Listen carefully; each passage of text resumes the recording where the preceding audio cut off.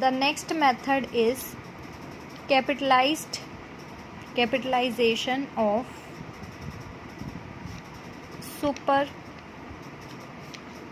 profit method. इसमें आप क्या करते हैं, सुपर प्रॉफिट कैलकुलेट करते हैं। जैसे कि निकालते थे सुपर प्रॉफिट कैसे निकलता था, actual average profit minus normal profit. तो इस मेथड के लिए आपको एवरेज प्रॉफिट भी चाहिए, ठीक है, जो कि आप निकालते हैं कैसे, सम ऑफ लास्ट ईयर प्रॉफिट, जितने भी ईयर दे रखे हैं उनका प्रॉफिट, प्लस करके अपॉन में नंबर ऑफ ईयर्स। सेकंड आप निकालेंगे normal profit. Normal profit is calculated by capital employed multiplied by normal rate of return.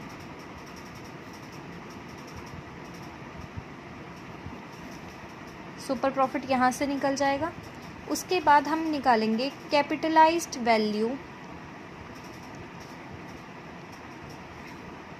Of super profit. जितना सुपर प्रॉफिट कमा रहे हैं उसके लिए कैपिटलाइज्ड वैल्यू कितनी है, तो ये कैसे निकाला जाएगा, super profit multiplied by 100 upon normal rate of return.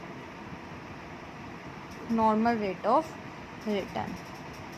तो मेथड सेम है, उसमें एवरेज प्रॉफिट मेथड था तो उसके लिए एवरेज प्रॉफिट चाहिए होता था। ये सुपर प्रॉफिट है तो सुपर प्रॉफिट के लिए सुपर प्रॉफिट निकालना पड़ेगा, और सुपर प्रॉफिट के लिए फॉर्मूला है actual average profit minus normal profit.